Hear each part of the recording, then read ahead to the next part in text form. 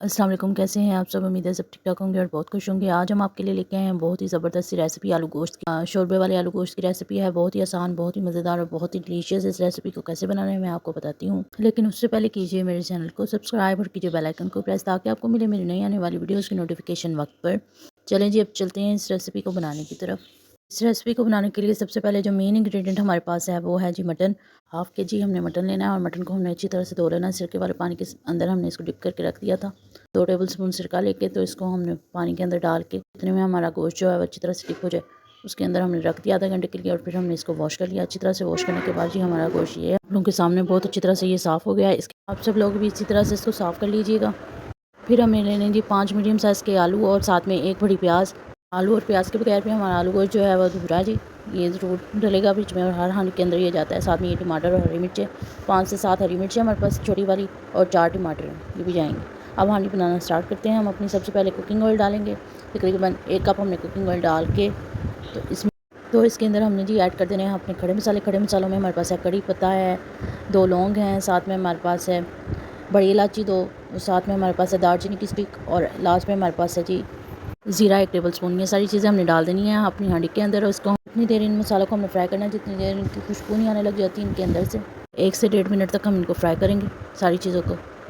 और फिर इनके अंदर ऐड करना है हमने जी प्याज, अनियन जो हमने स्लाइस किया हुआ था। 1 बड़ी प्याज ली थी हमने और इसको हमने स्लाइस कर लेना है इस तरह से। और प्याज को भी हमने गोल्डन ब्राउन होने तक फ्राई करना है जी। जब प्यारा सा हल्का सा सुनहरा कलर आ जाएगा हमारे प्याज का, तो इसके अंदर हमने ऐड करना है 1 टेबल स्पून।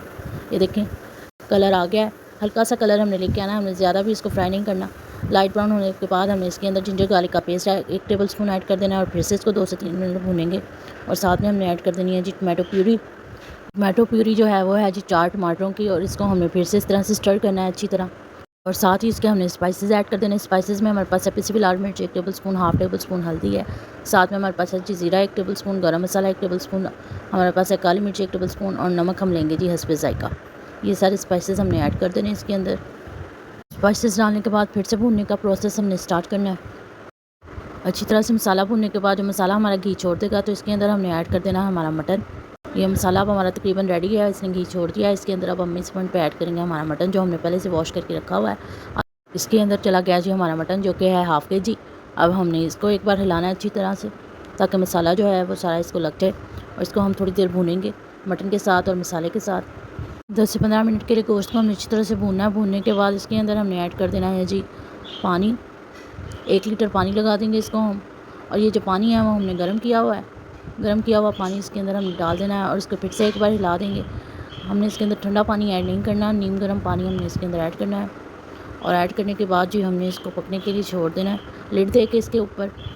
इसको जब तक अच्छी तरह से शोरबा नहीं पक जाता और जो हमारी कसर रह जाएगी गोश्त में, तो जी गोश्त भी हमारा इसी पानी के अंदर गल जाएगा। लिड दे देंगे 20 मिनट के लिए, मीडियम टू लो फ्लेम पे हमने इसको पकने के लिए छोड़ देना है। और ये हमारे आलू हैं, आलू हमने काट लिए हैं जी छीलने के बाद।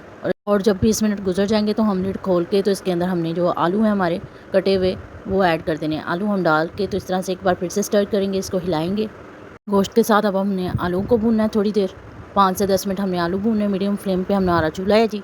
और इसको भूनने के बाद हमने फिर से इसमें ऐड कर देना है गर्म पानी ऐड करना है। इस बार हम पानी जो ऐड कर रहे हैं वो शोरबे के लिए कर रहे हैं। ये 1 से 1.5 लीटर पानी है। पहले हमने पानी इसलिए ऐड किया था ताकि हमारा जो गोश्त है वो अच्छी तरह से गल जाए।